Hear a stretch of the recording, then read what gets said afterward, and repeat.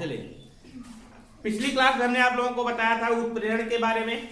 उत्प्रेरण के साथ साथ हमने बताया था कि उत्प्रेरक कहते किसे हैं। उत्प्रेरण के बारे में बताया गया था कि ऐसा पदार्थ जो किसी रासायनिक अभिक्रिया में प्रयुक्त कर देने पर रासायनिक अभिक्रिया के वेग को बढ़ा देता है, तो इस प्रकार के पदार्थ को उत्प्रेरक कहते हैं। तो यह प्रक्रिया क्या कहलाती है? उत्प्रेरण की प्रक्रिया कहलाती है। उत्प्रेरण के बाद हमने आप लोगों को बताया था समांगी तथा विस्मांगी उत्प्रेरण। समांगी उत्प्रेरण के बारे में हमने बताया था कि जब अभिकारक और उत्प्रेरक दोनों की अवस्थाएं समान होती हैं तो उसे समांगी उत्प्रेरक। और विस्मांगी उत्प्रेरक के बारे में हमने बताया था जब अभिकारक और उत्प्रेरक दोनों की अवस्थाएं क्या होती हैं? भिन्न भिन्न होती हैं, तो उसे क्या कहते हैं? विस्मांगी उत्प्रेरण कहते हैं। समांगी विस्मांगी बता दिया गया था।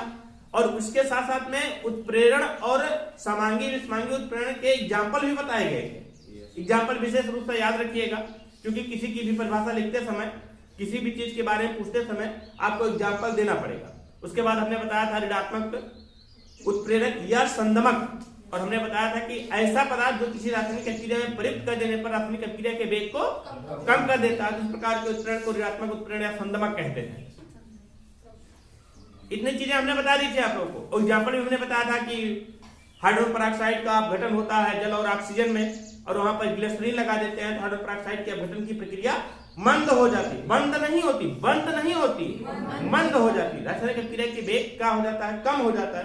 तो इस प्रकार के पदार्थ को ऋणात्मक उत्प्रेरक क्या कहते हैं? संदमक कहते हैं। इसी क्रम में आगे बढ़ेंगे हम और आपको बताएंगे ऋणात्मक उत्प्रेरण के प्रकार। सॉरी, ऋणात्मक उत्प्रेरण के प्रकार नहीं, उत्प्रेरण के प्रकार। उत्प्रेरण के प्रकार, हेडिंग बनाइए, उत्प्रेरण के प्रकार।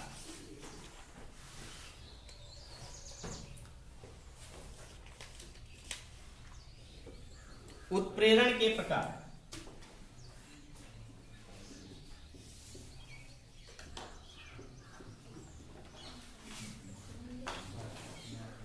उत्प्रेरण के प्रकार। उत्प्रेरण के प्रकार के में सबसे पहले आपको पढ़ना है स्व उत्प्रेरण, ऑटो कैटालाइसिस। स्व उत्प्रेरण,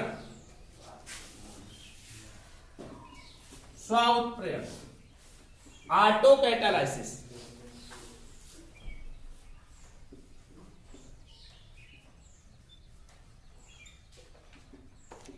स्व उत्प्रेरण कहते किसे हैं? नहीं, जब किसी रासायनिक अभिक्रिया में बना कोई उत्पाद ही उत्प्रेरक का कार्य करने लगता है। किसी रासायनिक अभिक्रिया में बना कोई उत्पाद ही उत्प्रेरक का कार्य करने लगता है, तो इस प्रकार की प्रक्रिया कौन सी प्रक्रिया कहते हैं? स्व उत्प्रेरक की प्रक्रिया कहा जाता है। स्व उत्प्रेरक पदार्थ कहा जाता है। इस प्रकार की प्रक्रिया कौन सा प्रक्रिया कहा जाता है? स्व उत्प्रेरण की प्रक्रिया कहा जाता है।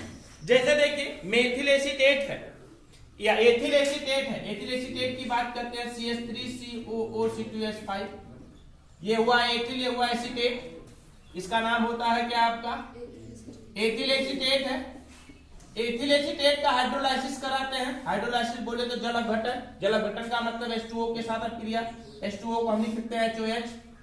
H2O के साथ अभिक्रिया कराते हैं तो यहां से बन क्या जाता है? C2H5OH, और फिर निकलेगा क्या? CH3COOH प्राप्त हो जाता है। CH3COOH और प्लस क्या? C2H5OH। इसे कहते हैं क्या? एसिटिक अम्ल। क्या कहते हैं इसे हम? एसिटिक अम्ल कहा जाता है। ये होता है आपका एसिटिक अम्ल, और ये क्या होता है आपका? Ethyl alcohol. Ethyl alcohol. देखिए, अभिक्रिया ये स्वतः शुरू होती है। अभिक्रिया ये स्वतः शुरू होती है। एथिल एसीटेट का जल अपघटन स्वतः होता है, लेकिन प्रारंभ में इस अभिक्रिया की गति मंद होती है, बहुत धीमी गति से अभिक्रिया होती है। लेकिन जैसे थोड़ा सा उत्पाद बन जाता है, एसिटिक अम्ल का निर्माण जैसे ही थोड़ा सा बन जाता है, यही एसिटिक अम्ल इस अभिक्रिया के लिए किसका कार्य करने लगता है? उत्प्रेरक का कार्य करने लगता है। और एसिटिक अम्ल बनने से अभिक्रिया का वेग बढ़ गया, अर्थात एसिटिक अम्ल ही किसका कार्य करने लगा? उत्प्रेरक का कार्य करने लगा। इसलिए इस प्रकार की प्रक्रिया कौन सी प्रक्रिया कहते हैं? स्व उत्प्रेरण की प्रक्रिया कहा जाता है। तथा इस प्रकार के पदार्थ को कौन सा पदार्थ कहेंगे? स्व उत्प्रेरक कहा जाएगा। तो मतलब हमने बताया स्व उत्प्रेरण के बारे में कि जब किसी रासायनिक अभिक्रिया में बना कोई उत्पाद ही किसका कार्य करने लगता है? उत्प्रेरक का कार्य करने लगता है तो इस प्रकार की प्रक्रिया को स्व उत्प्रेरण की प्रक्रिया तथा इस प्रकार का उत्प्रेरक क्या कहलाता है? स्व उत्प्रेरक कहलाता है। समझ गए? तो लिखिए, जब किसी रासायनिक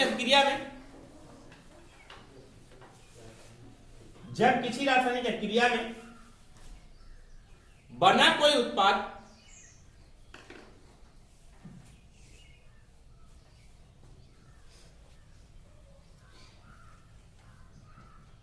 उत्प्रेरक का कार्य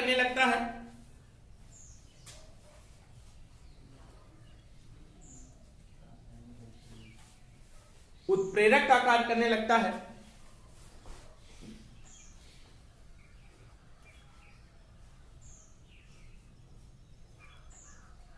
तो उसे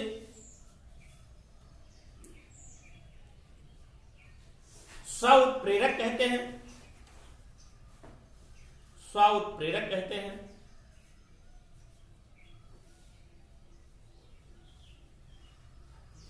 तथा यह प्रक्रिया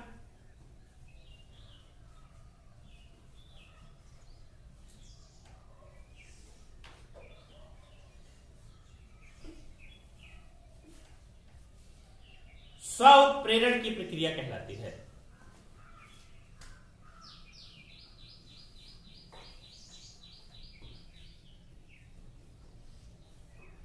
स्व-उत्प्रेरण की प्रक्रिया कहलाती है। जैसे एथिल अल्कोहल के जल अपघटन से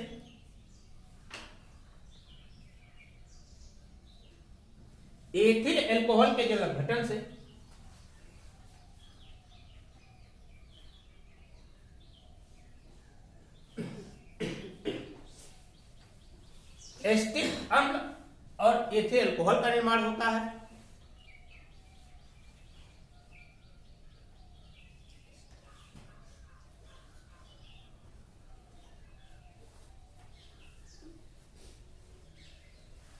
प्रारंभ में यह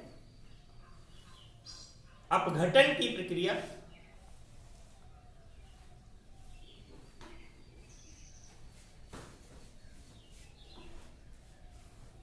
धीमी गति से होती है।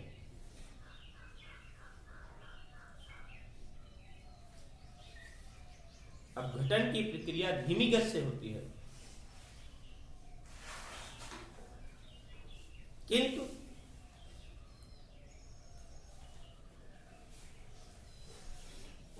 जैसे ही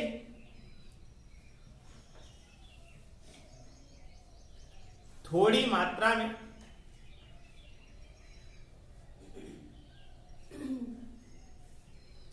एस्टिक अम्ल का निर्माण हो जाता है,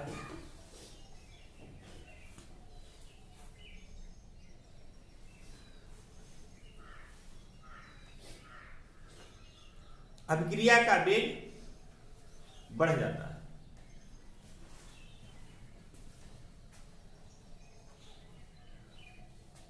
क्योंकि एस्टिक अम्ल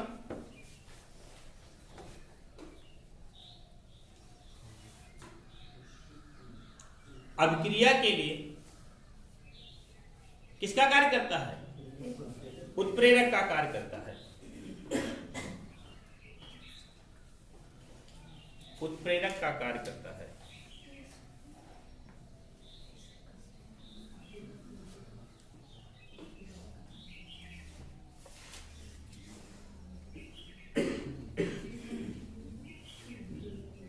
नोट करिए रिएक्शन।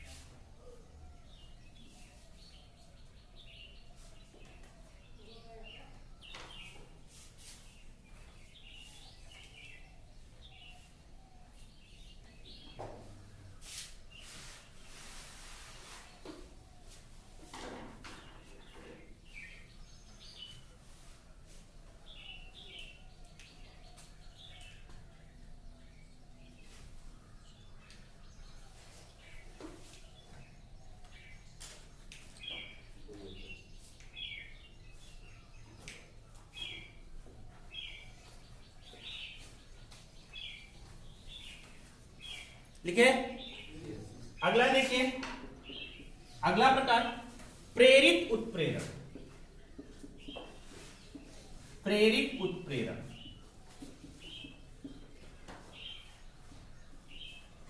प्रेरित उत्प्रेरण, इंड्यूस्ड कैटालाइसिस, इंड्यूस्ड कैटालाइसिस।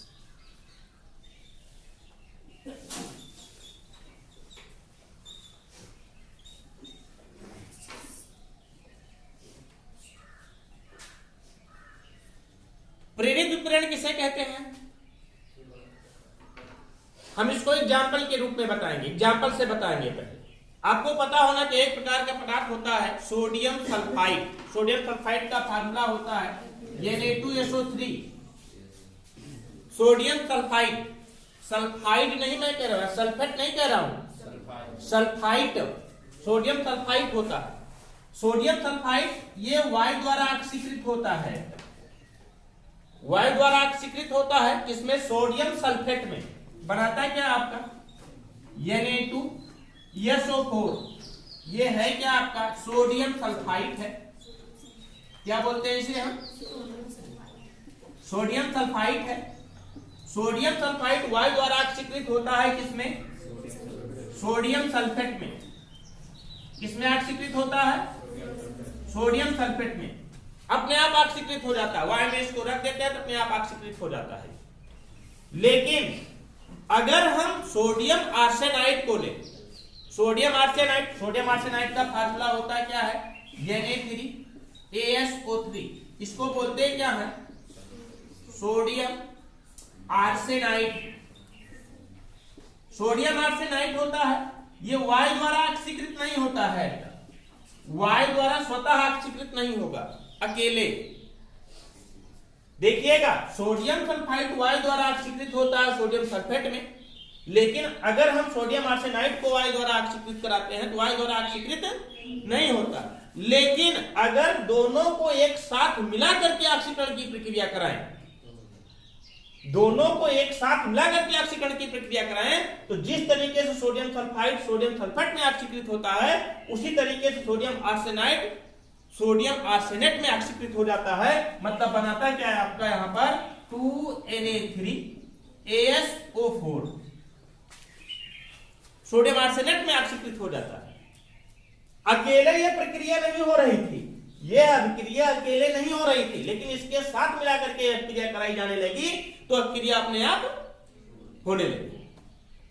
मतलब इस अभिक्रिया ने इस अभिक्रिया को क्या किया? प्रेरित किया। तो इस प्रकार के उत्प्रेरण को कौन सा उत्प्रेरण कहते हैं? हम प्रेरित उत्प्रेरण कहते हैं। तो डिफाइन कैसे करेंगे इसको? शब्दों में कैसे डिफाइन करेंगे?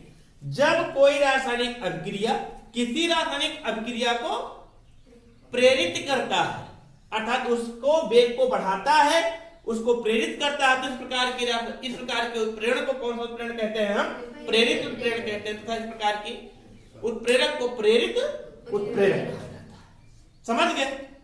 प्रेरित उत्प्रेरक समझ गए? तो लिखिए, जब एक रासायनिक अभिक्रिया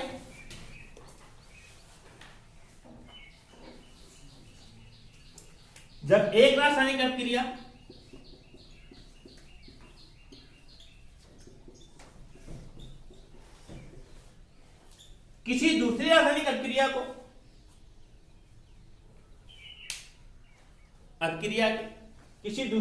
अभिक्रिया के वेग को बढ़ा देता है,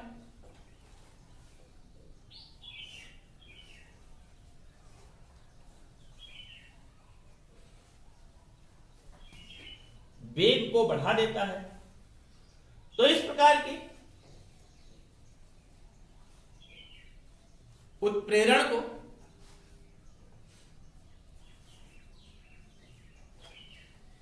प्रेरित उत्प्रेरण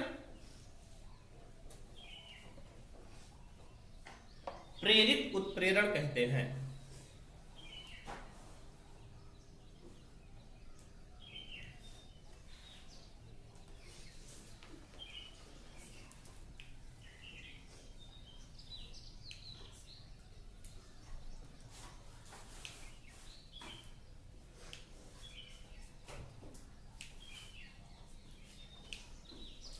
प्रेरित उत्प्रेरण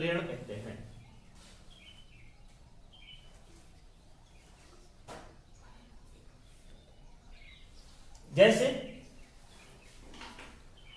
सोडियम सल्फाइड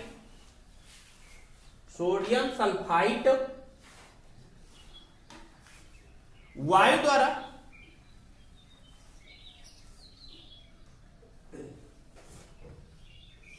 स्वतः ऑक्सीकृत हो जाता है, स्वतः सोडियम सल्फेट में ऑक्सीकृत हो जाता है, स्वतः सोडियम सल्फेट में ऑक्सीकृत हो जाता है।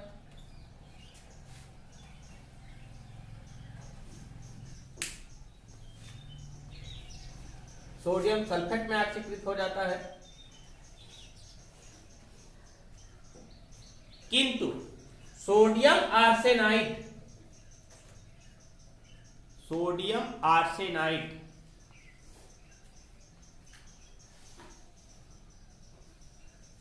अकेले वायु द्वारा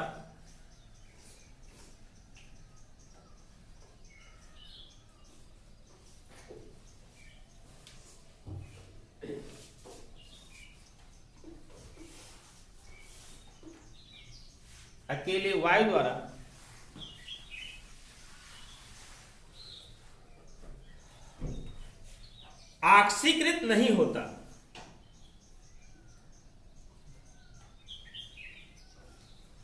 वायु द्वारा ऑक्सीकृत नहीं होता।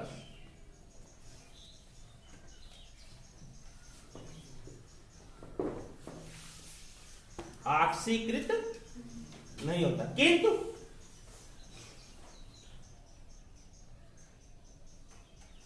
सोडियम सल्फाइड के साथ मिलाकर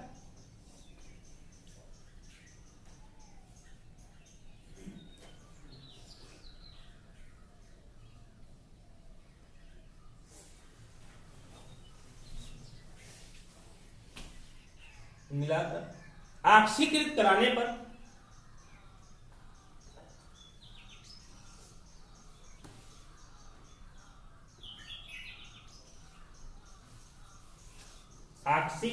पर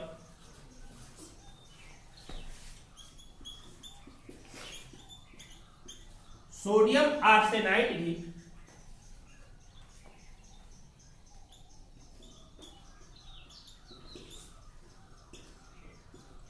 सोडियम आर्सेनेट में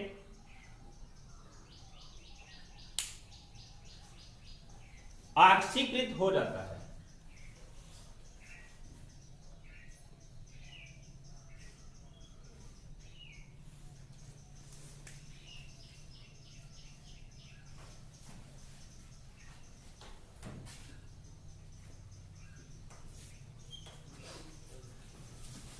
अतः यह प्रक्रिया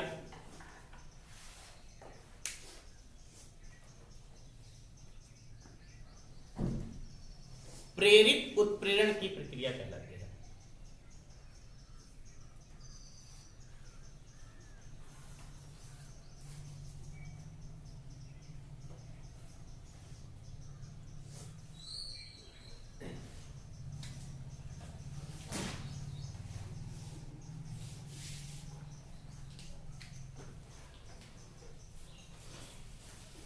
नोट करिए रिएक्शन।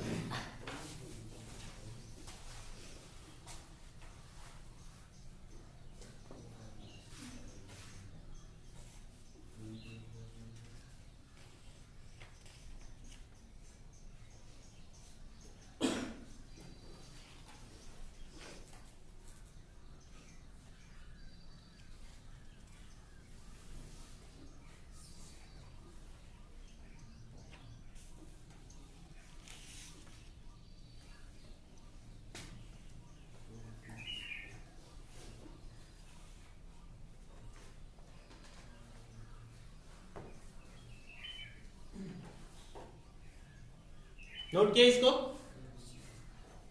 नोट किए। अगला आपको पढ़ना है उत्प्रेरकों की सामान्य विशेषताएं। हेडिंग बनाइए, उत्प्रेरकों की सामान्य विशेषताएं।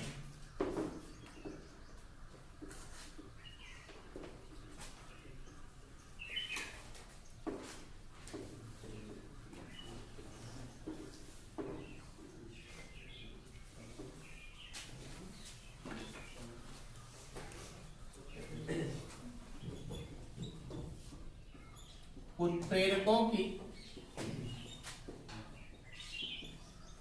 सामान्य विशेषताएं।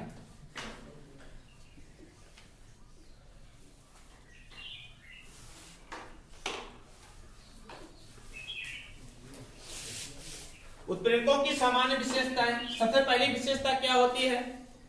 किसी रासायनिक अभिक्रिया में प्रयुक्त उत्प्रेरक का संघटन और उसकी मात्रा रासायनिक अभिक्रिया के उपरांत कोई परिवर्तन नहीं होता है। जैसे मान लीजिए एक अभिक्रिया हमने बताया था पोटेशियम क्लोरेट 2KClO3, 2KClO3, यहां पर उत्प्रेरक लगा था आपका MnO2 और यह घटित हो गया था 2KCl + 3O2 में घटित हो गया था ना, और प्लस यहाँ पर बना क्या था, निकला क्या था, MnO2 ही निकल गया था, सीधा सीधा निकल गया था ना। अब देखिए ये क्या है, आपका उत्प्रेरक है ना, ये उत्प्रेरक लगा था यहाँ पर, तो ये उत्प्रेरक वैसे का वैसे उतनी मात्रा में है उत्प्रेरक आपका बाहर निकलेगा, इसकी मात्रा में कोई परिवर्तन नहीं होगा और ना ही इसका कोई संगठन चेंज होगा। संगठन का मतलब ऐसा नहीं कि हमने लगा दिया मैग्नीज डाइऑक्साइड तो कोई अन्य उत्पाद के रूप में ये प्राप्त हो, ऐसा संभव नहीं है। अर्थात पहली विशेषता इसकी यही है कि किसी रासायनिक अभिक्रिया में प्रयुक्त उत्प्रेरक रासायनिक अभिक्रिया के उपरांत उस उत्प्रेरक का संगठन वैसे का वैसे रहता है, उसके संगठन में कोई परिवर्तन नहीं आता। सिर्फ इतना हो सकता है कि मान लीजिए सॉलिड लगाया था हमने तो लिक्विड प्राप्त हो सकता है, मतलब अवस्था बदल सकती है बस, लेकिन उसकी ना तो मात्रा घटेगी और ना ही उसका कोई रासायनिक संगठन चेंज होगा, उसके रासायनिक संगठन में कोई परिवर्तन नहीं होगा। पहली विशेषता ये हो गई। दूसरी विशेषता क्या है? दूसरी विशेषता क्या होती है? उत्प्रेरक की अल्प मात्रा ही किसी रासायनिक अभिक्रिया को उत्प्रेरित कर सकता है। इसका मतलब क्या हुआ कि कोई भी उत्प्रेरक ले लीजिए, जैसे हमने कई टाइप के उत्प्रेरक आपको बताए हैं, जैसे हमने एक उत्प्रेरक हमने बताया था ये वाला 2H2+O2, यहां पर लगा दिया था हमने प्लेटिनम लगाया था ना, और फिर बना क्या था आपका यहाँ पर 2H2O और प्लस फिर क्या निकल गया था प्लेटिनम। ऐसा नहीं है कि हम क्या करें कि प्लेटिनम की ढेर सारी मात्रा लगा दें, प्लेटिनम की ढेर सारी मात्रा लगा दें, अभिक्रिया का वेग और बढ़ जाए। नहीं, अगर हम थोड़ी सी भी मात्रा लगाएंगे तो भी उतना ही वेग बढ़ाएगा और ढेर सारी मात्रा लगाएंगे तो भी उतना ही वेग बढ़ाएगा। हमारा कहने का मतलब यह है कि किसी रासायनिक अभिक्रिया में प्रयुक्त कोई उत्प्रेरक, किसी रासायनिक अभिक्रिया में प्रयुक्त कोई उत्प्रेरक ऐसा नहीं है कि अधिक मात्रा लगा देने पर अभिक्रिया का वेग और बढ़ा देगा। मतलब यह हुआ कि उसकी सूक्ष्म मात्रा ही पर्याप्त होती है। किसी रासायनिक अभिक्रिया में प्रयुक्त कोई उत्प्रेरक की सूक्ष्म मात्रा ही उस रासायनिक अभिक्रिया को उत्प्रेरित करने के लिए क्या होता है, पर्याप्त होता है। अर्थात उतना ही काम करेगा थोड़ी सी मात्रा और उतना ही काम करेगा ढेर सारी मात्रा। समझ पा रहे हैं? अगला देखिए, एक बहुत महत्वपूर्ण विशेषता, कोई रासायनिक अभिक्रिया यदि हो नहीं रही है, कोई रासायनिक अभिक्रिया यदि नहीं हो रही है तो ऐसा नहीं है कि रासायनिक अभिक्रिया लगा देने पर अभिक्रिया होने लगे, ये संभव नहीं है। दो पदार्थ है आपस में अभिक्रिया नहीं कर रहे हैं और उत्प्रेरक लगा दें अभिक्रिया होने लगे तो ये पॉसिबल नहीं है। उत्प्रेरक का काम सिर्फ इतना होता है कि वो सिर्फ रासायनिक अभिक्रिया के वेग को क्या करता है, बढ़ा देता है बस। मतलब पहले से रासायनिक अभिक्रिया होनी चाहिए।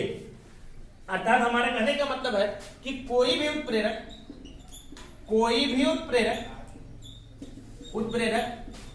किसी रासायनिक अभिक्रिया को प्रारंभ नहीं करता। कोई भी उत्प्रेरक किसी अभिक्रिया को प्रारंभ नहीं करता है। कोई भी उत्प्रेरक किसी रासायनिक अभिक्रिया को प्रारंभ नहीं करता है। अगला परिवर्तन, उत्प्रेरक का काम क्या होता है? उत्प्रेरक ये नहीं करता है कि मान लीजिए पोटेशियम क्लोराइड का गठन हो रहा था पोटेशियम क्लोराइड और ऑक्सीजन में, अब उत्प्रेरक लगा दे तो उत्पाद की प्रकृति ही बदल देगी। जो बनना है बनेगा वही। उत्प्रेरक लगा देने से किसी रासायनिक अभिक्रिया के उत्पाद की प्रकृति में कोई परिवर्तन नहीं होता। जो उत्पाद बन रहा था वही उत्पाद बनेगा। उत्प्रेरक लगा देने से उत्पाद दूसरा बनने लगे, ये पॉसिबल नहीं है। अगला देखिए, मतलब उत्पाद की प्रोडक्ट कि प्रकृति में परिवर्तन नहीं करता, प्रकृति में परिवर्तन नहीं करता। अगला चौथा नंबर, सॉरी पांचवा विशेषता इसकी क्या है? ये कोई रासायनिक अभिक्रिया साम्यावस्था पर हो रही है, कोई भी रासायनिक अभिक्रिया साम्यावस्था पर हो रही है। जैसे मान लीजिए एक अभिक्रिया आपका यही होता है, नाइट्रोजन और हाइड्रोजन के संयोग से अमोनिया का निर्माण होना, N2 + 3H2 give reverse reaction 2NH3। यहाँ पर हमने बताया था लगता है क्या आयरन और मोलिब्डेनम लगता है उत्प्रेरक वर्धक के रूप में। आगे अभी हम उत्प्रेरक वर्धक बताएंगे आप लोगों को। देखिए N2 + 3H2 reverse reaction 2NH3, यहाँ पर आयरन लग रहा है और ये मान लीजिए रासायनिक अभिक्रिया साम्यावस्था पर हो रही है।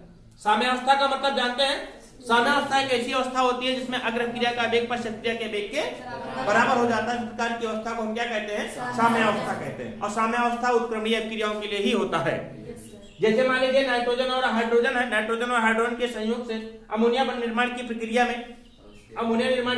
में आयरन क्या उत्प्रेरक का काम कर रहा है और ये रासायनिक अभिक्रिया साम्यावस्था पर हो रही है, तो आयरन लगा दें तो इसकी साम्यावस्था परिवर्तित हो जाए, ये संभव नहीं है। अर्थात उत्प्रेरक किसी रासायनिक अभिक्रिया की साम्यावस्था में परिवर्तन नहीं करता। अगला नंबर देखिए, छठवां देखिए, उत्प्रेरक की क्रिया विशिष्ट होती है। अब ये कौन सा शब्द है? देखिए हम इसको लिखते क्या है, हम बताएंगे इसके बारे में। उत्प्रेरक की क्रिया क्या होती है? विशिष्ट होती है। विशिष्ट का मतलब क्या हुआ? विशिष्ट होती है। देखिए जैसे क्या है कि पोटेशियम क्लोरेट के अपघटन में मैंगनीज डाइऑक्साइड उत्प्रेरक का कार्य कर रहा है और यहां पर देखिए जल निर्माण की प्रक्रिया में प्लेटिनम उत्प्रेरक का कार्य कर रहा है। ये सोचो प्लेटिनम यहां लगा दे और मैंगनीज डाइऑक्साइड यहां लगा दे, ये चीज इम्पॉसिबल, ये संभव नहीं है, ये नहीं हो सकता। इस अभिक्रिया को उत्प्रेरित करने के लिए मुख्य रूप से कौन सा उत्प्रेरक कार्य करेगा? प्लेटिनम ही कार्य करेगा। और इस अभिक्रिया को उत्प्रेरित करने के लिए मुख्य रूप से कौन सा उत्प्रेरक कार्य करेगा? मैंगनीज डाइऑक्साइड ही कार्य करेगा। समझ रहे ना? मतलब किसी भी उत्प्रेरक को किसी भी रासायनिक अभिक्रिया पर लगा दे, ये संभव नहीं है। किसी रासायनिक अभिक्रिया के लिए कोई विशेष उत्प्रेरक ही लगाया जाता है। अर्थात इसीलिए कहा जाता है उत्प्रेरक की क्रिया क्या होती है? विशिष्ट होती है। मतलब किसी रासायनिक अभिक्रिया में कोई अन्य उत्प्रेरक लगा दे तो यह संभव नहीं है। जो उत्प्रेरक उसके लिए लगना चाहिए वही उत्प्रेरक होना चाहिए। समझ गए ना? तो पहला हमने विशेषता बताई। पहली विशेषता हमने बताई क्या? उत्प्रेरक किसी रासायनिक अभिक्रिया में प्रयुक्त उत्प्रेरक का रासायनिक संगठन अभिक्रिया के उपरांत परिवर्तित नहीं होता। उत्प्रेरक की विशेषता पूरा सुन लीजिए। 5 विशेषताएं हैं, एक बार में सबको बता देता हूं मैं। उत्प्रेरक क्या करता है? किसी रासायनिक अभिक्रिया के उपरांत उत्प्रेरक के संगठन में परिवर्तन नहीं होता। उत्प्रेरक के संगठन में परिवर्तन नहीं होता। अगली विशेषता हमने क्या बताया था आप लोगों को? उत्प्रेरक किसी रासायनिक अभिक्रिया को प्रारंभ नहीं करता है। अगली विशेषता क्या बताया था हमने? किसी रासायनिक अभिक्रिया को प्रारंभ नहीं करता उत्प्रेरक। अगली विशेषता क्या बताया था? उत्प्रेरक उत्पाद की प्रकृति में परिवर्तन नहीं करता है। फिर अगली विशेषता हमने बताया था कोई रासायनिक अभिक्रिया यदि साम्यावस्था पर हो रही है तो साम्यावस्था में कोई परिवर्तन नहीं करता है। अगली विशेषता हमने क्या बताया था आपको? कि उत्प्रेरक की क्रिया विशिष्ट होती है। उत्प्रेरक की क्रिया विशिष्ट होती है। तो लिखिए नंबर 1, उत्प्रेरक की मात्रा तथा उसका रासायनिक संगठन। उत्प्रेरक की मात्रा तथा उसका रासायनिक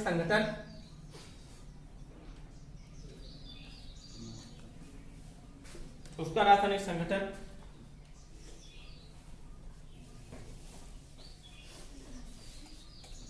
अभिक्रिया के उपरांत अपरिवर्तित रहता है।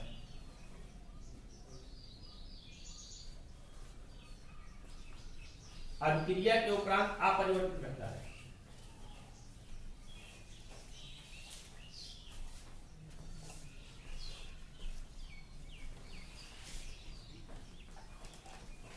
अगला नंबर,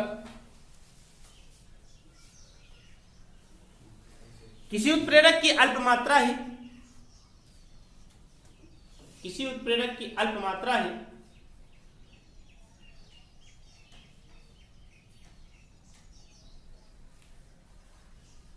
उस रासायनिक अभिक्रिया के लिए पर्याप्त होती है।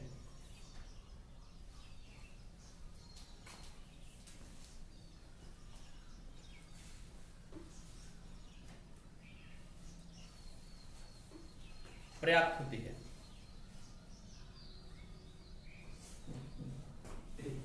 अगला नंबर, उत्प्रेरक किसी रासायनिक क्रिया को प्रारंभ नहीं करता। उत्प्रेरक किसी रासायनिक क्रिया को प्रारंभ नहीं करता।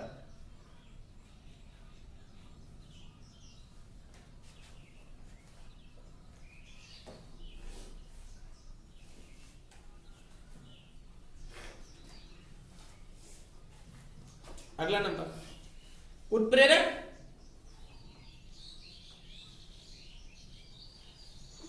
उत्पाद की प्रकृति में परिवर्तन नहीं करता।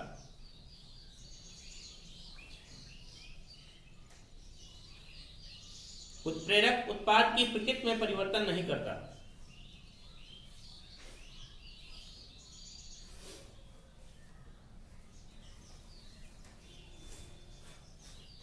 अगला नंबर, उत्प्रेरक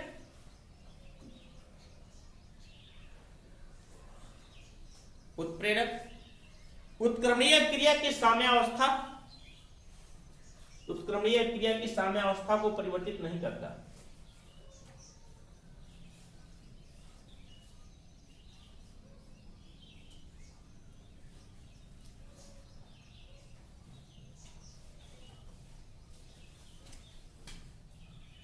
और लास्ट में हमने क्या बताया था कि भी उत्प्रेरक की क्रिया विशिष्ट होती है।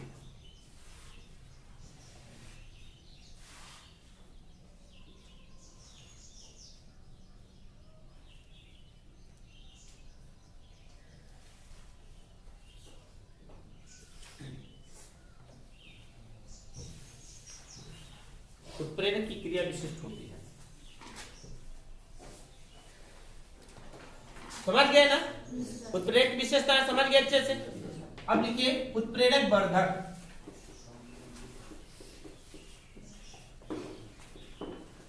इंपॉर्टेंट है, पूछा जाता है उत्प्रेरक वर्धक किसे कहते हैं।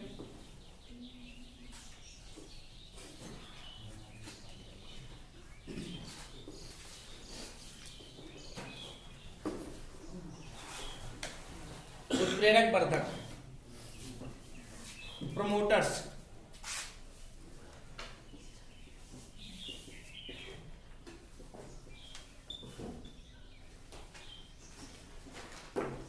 अभी अभी हमने आपको एक इक्वेशन बताया था। इक्वेशन क्या था? N2 + 3H2 रिवर्स रिएक्शन बताया था हमने। ये रिवर्स रिएक्शन 2NH3, और यहां पर हमने बताया था कि आयरन उत्प्रेरक का कार्य करता है और मॉलिब्डेनम उत्प्रेरक वर्धक का कार्य करता है। तो उत्प्रेरक वर्धक कहते किसे हैं? देखिए, पहले ये रासायनिक क्रिया हो रही थी, आयरन हमने लगा दिया, अब क्रिया का वेग बढ़ गया, तो आयरन क्या हो गया? उत्प्रेरक हो गया। उसी के साथ में हमने मॉलिब्डेनम भी लगा दिया।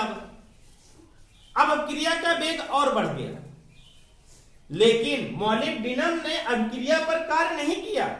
मॉलिब्डेनम ने कार्य किस पर किया? आयरन पर कार्य किया। ये आयरन की सक्रियता को बढ़ा दिया। और आयरन क्या है इस क्रिया के लिए? उत्प्रेरक। और मॉलिब्डेनम ने किसकी सक्रियता को बढ़ा दिया? आयरन की सक्रियता को बढ़ा दिया, अर्थात उत्प्रेरक की सक्रियता को बढ़ा दिया। इसलिए मॉलिब्डेनम को क्या कहेंगे हम? उत्प्रेरक वर्धक कहेंगे। उत्प्रेरक वर्धक कहते किसे हैं?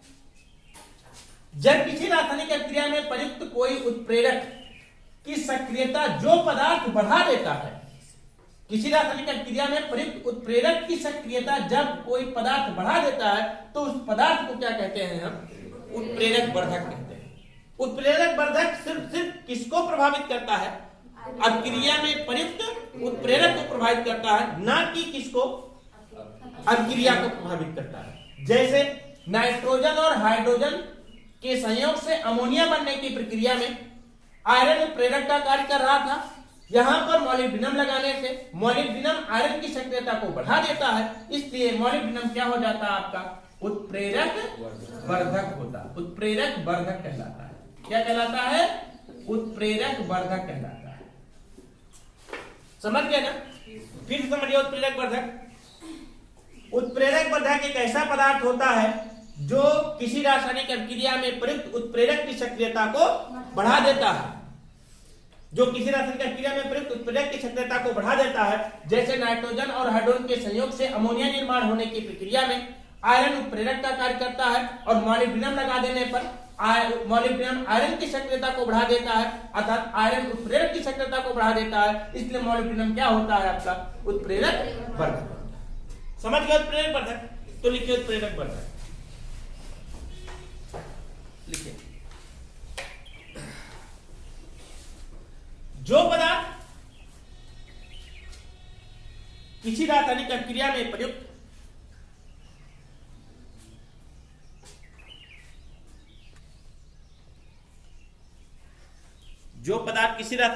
में प्रयुक्त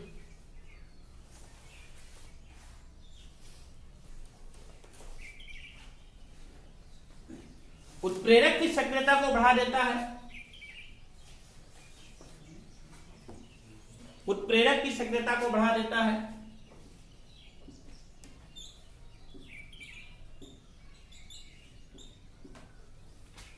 उत्प्रेरक की सक्रियता को बढ़ा देता है, किंतु रासायनिक अभिक्रिया में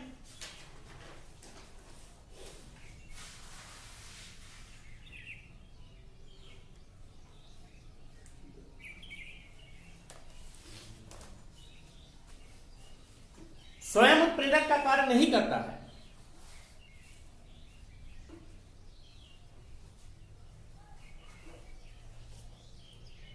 तो उसे उत्प्रेरक वर्धक कहते हैं।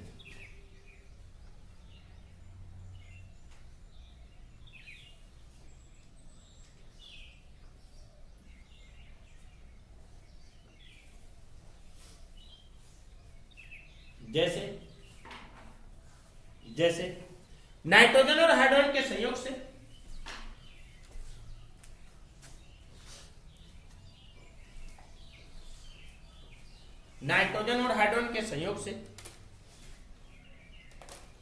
अमोनिया निर्माण होने की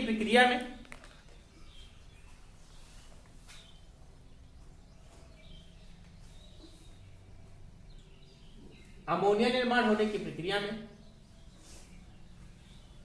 आयरन उत्प्रेरक का कार्य करता है,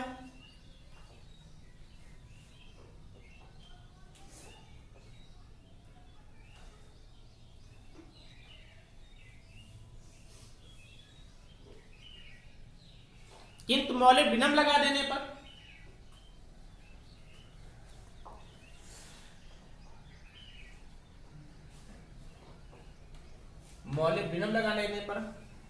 मॉलिब्डेनम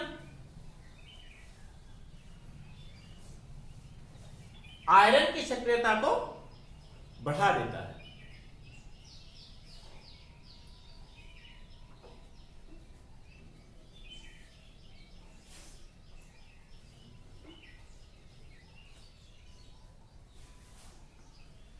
अतः मॉलिब्डेनम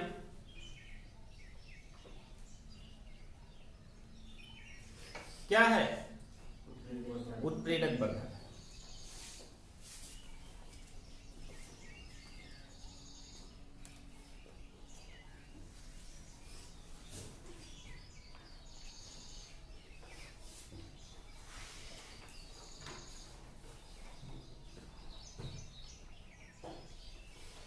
नोट कर लीजिए इसको, यहां इसे लिख लीजिएगा उत्प्रेरक वर्धक।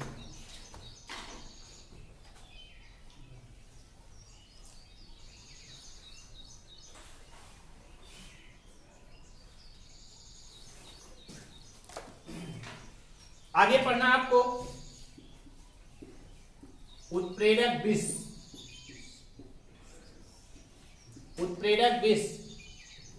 Catalytic poison,